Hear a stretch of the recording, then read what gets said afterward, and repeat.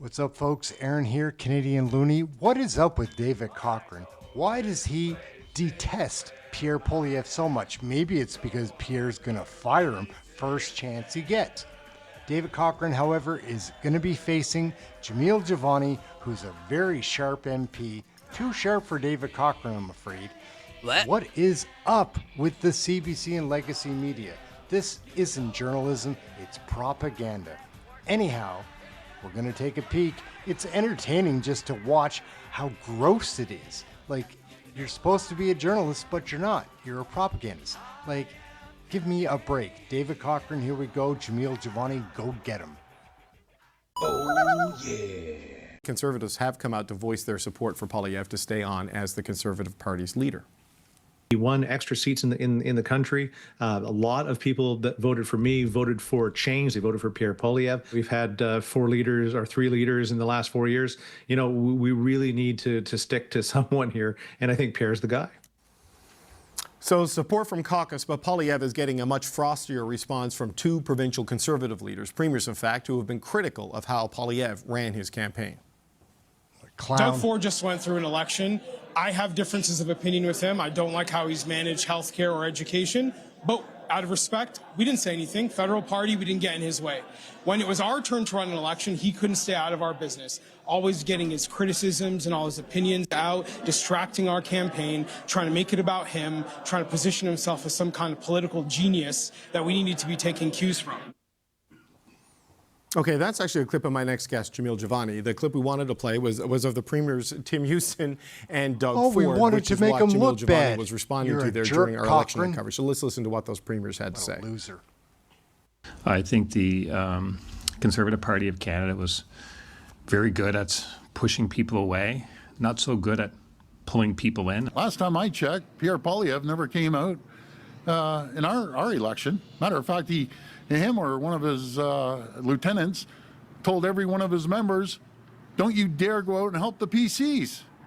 Isn't that ironic? Okay, you saw the clip from Mr. Javanni. He doubled down on that with this tweet showing a Hulk Hogan-style image of Doug Ford ripping off an Ontario PC shirt and revealing a red Liberal shirt underneath. It wasn't very subtle. Neither were his comments on election night, but Javanni, the Ontario Conservative MP, is here with me now. Mr. Javanni, it's good to see you, sir. Thank you for being here today.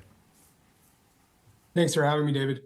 Let's start with the tweet. Let's start with the comments about Doug Ford. You're very clear how you felt about that, but we have seen Tim Houston confirming reporting from during the campaign that political threats were made against senior members of his staff by Jenny Byrne. I mean, is this the way for the Conservatives to build a bigger alliance and win an election? I don't know anything about these personal dynamics. Sure. Why I said what I said on election night is because I was speaking for many Conservatives across Ontario and across Canada who poured their heart, their soul, their time, their energy into this campaign because they believed Pierre Poilievre should be prime minister. And for those folks to see Doug Ford undermine the campaign, badmouth Pierre, leak all kinds of stuff to the media, they were frustrated. And, part of my job as a member of parliament for Bowmanville, Oshawa North, is to say the tough things that need to be said so that the voices of my constituents are heard. And that's what I did. And Doug Ford can get mad about that. He can have his goons say mean things about me. I'm not afraid of him. I don't need his approval. I believe that we accomplished many good things over the course of this campaign, and I want people to focus on those things. Right. You say you're not afraid of Mr. Ford. You don't need his approval. Do you think he was trying to sabotage your campaign, the Pierre Poilievre team's campaign in Ontario, based on what he said, what Corey Tonight said, and your response to it?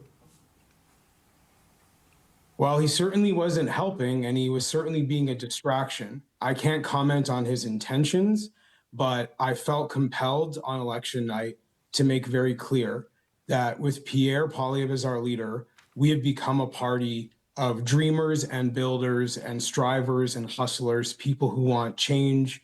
And I don't think Doug Ford represents that. and I don't want him influencing where our party goes next. So Mr. Javanni, what message do you take from these election results? I mean, there are good things there, more votes, more seats, but bad things, right? Your leader, he lost his own seat, and you failed as a party to get that majority that seemed inevitable just a few months ago. So what message do you take from what we saw on Monday and Tuesday? Well, I mean, I think on the positive side, Pierre Poilievre was able to bring unions, LIUNA Canada, for example, into our conversation, and building a stronger coalition of people from working class, middle class backgrounds. And I think that we saw positive gains because of those relationships, because we've been able to show that when conservatives talk about economic policy, we're thinking of the hardworking family. And I think that was very important to the results that we had. I do believe, I represent the most eastern GTA riding in the region, Bowmanville, Oshawa North. And when I look to my neighbors to the west, most of who did not vote for us to represent them, I think it's going to take more time. I think we need to spend more time in these communities for them to get to know us better, to see that we can understand them, that we can represent them, to earn their trust. And, for a lot of these ridings in the GTA, they have not had a conservative MP for a long time. And it's going to take time for us to be able to build those relationships. But I'm confident we can do it. And a lot of my confidence comes from the number of young people who came out and supported our conservative message. The biggest hip hop producer in Canada, Boy Wonder, came out and endorsed Pierre Poilievre on election day. That's something, and I think that's meaningful, and I think that's a sign of the growth in our coalition and the growth we will have over time. Is it just a question of time, Mr. Javanni, or is it also a question of tone? Because the gender gap was pretty profound, in a lot of the data that we've seen. And in the stretch run of the election campaign, your advertising didn't include Pierre Poilievre, didn't include the leader, and his numbers were below those of the party. And it was sort of the style and tone and tenor of his political style that a lot of people pointed to, and some people who ran for your party have pointed to as problems for them at the door. Does that need to change? Well, I think we can always get better. We can always learn from what happened. Part of it is I do think people need to get to know who conservatives are and why we're conservative. And I'll give you an example, David. People will always make accusations that we are wanting to cut budgets or we're not in support of healthcare. I mean, I became a candidate for the Conservative Party 2 years ago after completing cancer treatment. I am the biggest believer in universal healthcare that you're going to find, because I would be six figures in debt if we did not have the system that we have. And I think people need to hear those kind of stories to show that we represent the full range of human experiences in this country. And I think that means something. And the more we show people that, the stronger we will be. So a question then, though, because you're going to have to deal with this in caucus. The caucus meeting is on Tuesday. You'll vote on whether to adopt the Reform Act, and presumably there will be a conversation about what's next at the leadership level of your party. Do you support Mr. Poilievre staying on after not winning the election and not winning a seat? Where are you on that, sir? I think Pierre Poilievre has earned the right to continue leading this party. And I think the support he has from caucus, which is quite visible if you go on any social media, I think that's a sign that people believe that he can, continue to grow this party and grow this coalition. We have built something special. All conservative MPs, conservative volunteers, conservative supporters. And I think we need to continue growing that. And I think Pierre will be able to do that well. What about his team? As I'm sure you know, Jenny Byrne, for a campaign strategist and someone who's not elected, has generated a lot of headlines herself throughout this campaign. Premier Houston revealing what he revealed, and Doug Ford raising the point that she apparently told people not to work for his party in the provincial election. Is that the sort of dynamic that can continue if you're going to be successful? Does he need to change the people around him? Part of being leader is having the ability to make those decisions. And I respect that these are decisions Pierre will have to make. Anybody who knows him knows that he's a hard worker, and he has a very strong analytical mind. I'm sure he's going to think through what makes sense, and he's going to want to build a team that will deliver a majority government next time around. and I trust his instincts to be able to make that decision. So you're going to leave that decision to him? You're not going to push for change at the top of the staffing levels? No, I defer to Pierre Poilievre on that. I think that's what being a leader is. I mean, he's the leader of our party, and these are the decisions that we trust him to make as the leader of our party. So Mr. Javanni, on the people need to get to know Conservatives better. This is the first time we've spoken, and we've requested you for the show many, many times, but Conservatives have been told not to come on this program for a number of years. I don't know if these requests ever got to you from the office. Obviously, something is changing as Conservative MPs are speaking to reporters a lot since the election result the other day. I just wonder if this needs to change, more of an open conversation between your party and Canadians who didn't necessarily support you, the war with the press gallery that's kind of been getting waged, whether that needs to change. And does Parliament need to become a more cooperative and less oppositional place when MPs go back probably by the end of May? Well, I think our job is to earn the trust of the Canadian people. And my belief is that we can do that the more we show Canadians what we believe and why we believe it as Conservatives. So that's why I'm here. Because I want to have that conversation, and I want people to get to see the motivations that we have. I am 37 years old, the son of a single mom, the son of a father who immigrated from Kenya. These are part of who we are as Conservatives, and I want people to see that as the makeup of our party, and the policies that we come to are informed by the life experiences of lots of different kinds of Canadians. So I think we should be showing people that, and that's why I'm here today. During the campaign, there was a lot of criticism that the messaging didn't shift It's quickly relentless. enough to take a hard enough line against President Donald Trump. Well, what do you think about how your campaign dealt with that issue over the last number of weeks, and should it have done something different? Well, what Pierre Poilievre did very well is hone in on a strong desire for change among Canadians. And there are a lot of issues that people feel very personally: housing affordability, cost of living, crime. And I think Pierre exhibited very strong discipline in wanting to show people that we had solutions to these problems. So I'm sure there could be, a lot of different points of view on what could be done differently, or when something could have been this way or that way. But I will say that by the time election day came around, the people who felt the need for change very strongly were very motivated. And that's why we were able to pick up, seats in Brampton, Hamilton, other parts of Ontario that prior to this election, we did not have MPs in. So, of course, there's always opportunity for Monday morning quarterback. But I feel as someone who had my name on a ballot, who was able to go to my constituents in Bowmanville, Oshawa North, and say, if you want change, we've got a plan. I felt good about that. And I think that's why I'm here as the MP, by the grace of my voters and constituents. Your constituents, though, in Bowmanville, Oshawa North, a lot of people there rely on the auto sector. I know you're good friends with J.D. Vance, and the auto sector is kind of being threatened by the U.S. administration. Have you talked to your friend, the Vice President, about this on behalf of your constituents? Is this something you're prepared to do? Because there are very few people with a personal connection into the White House. You happen to be one of them.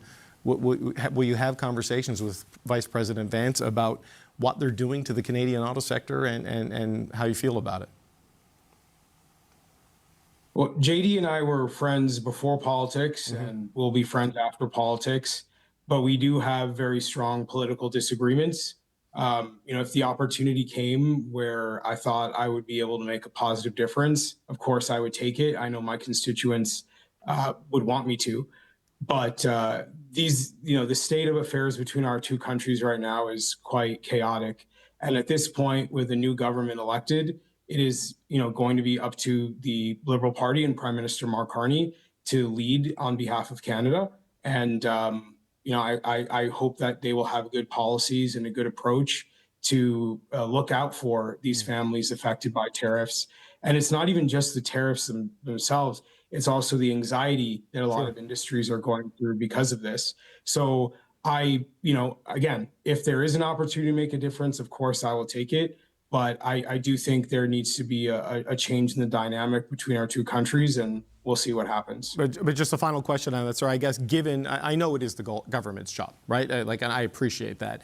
But given the stakes here and the unusual circumstances and the personal connection, is that something where you would be willing to just raise your hand and say, maybe I can help? Because it feels like a time, given what is on the table for your constituents and all of Southwestern Ontario in particular on this one, that the normal rules of engagement might not be enough, and that allies with connections could be helpful. I mean, what are your personal thoughts there? Well, if the Liberal government wants to find me, they know where I am. I've met with their ambassador to Washington, D.C., Ambassador Hillman, in the past to share what I know, the limited bit that I do. So I'm certainly a person who puts my party above partisanship. The only thing I will say, though, is I have observed that the dynamic between our two countries is just not very good right now. And I wish the Liberal government well in working on that, because I think that's really what needs to change in order for anybody to be able to help. The dynamics got to get better. And of course, the folks in Washington, D.C. need to make some changes in order for that dynamic to get better too. Okay, I just want to check. You said, I think you misspoke there. You said you put your party above partisanship. I don't want someone to clip you and misrepresent you on social media. I think you put your country above partisanship. Am I understanding you correctly? Yeah. Okay. Thanks for correcting me. I Right. apologize. Yeah, no. Listen, social media is unforgiving. I don't want you to be mistreated. Jamil Javanni, I appreciate the time. I hope you'll come back, and good luck with your caucus meeting next week as you figure out what's next. Thank you, sir. Thank you. Oh, yeah. Is that not hard to tolerate, guys? Oh my God, David Cochrane, you're sickening. I don't know what's wrong with you. I do know what's wrong with you. You're insecure, you're not very smart, and you're a sycophant that's just sucking on that liberal milk. He's gross, guys. Anyhow, done with that. Aaron, Canadian Looney, we generally try to keep things light. This clown, David Cochrane, is an issue, though. How much influence do you think he has with voters that are 70 plus, that don't have a choice what they watch? They think that this guy is someone worth listening to when he's not. You don't want to look or hear this guy. Watch this guy or listen to him. Piece of... They don't watch politics, they watch the news. And the news in Canada, the legacy media, is trash, pure trash. Propaganda, and they're paid for it. This guy doesn't like Pierre because he's scared of him. It's as simple as that. He's big. Let me know what you think in the comments about this loser from the CBC legacy media that's supposed to be a journalist, and that is not what he is. He's paid to do editorials and hack up good people like Jamil Javanni. You could see Jamil Javanni was getting pissed, but he refrained from lashing back. What an obnoxious piece of work this clown is. Imagine looking like that and being like that. It's hard to imagine. Aaron, Canadian Looney, like, share, subscribe. Come and watch another one of the videos. Check out the website, CanadianLooney.com. Everything's there. We're working on that. Catch you in the next video, guys. Thank you very much for watching this one. Get your Canadian federal politics right here.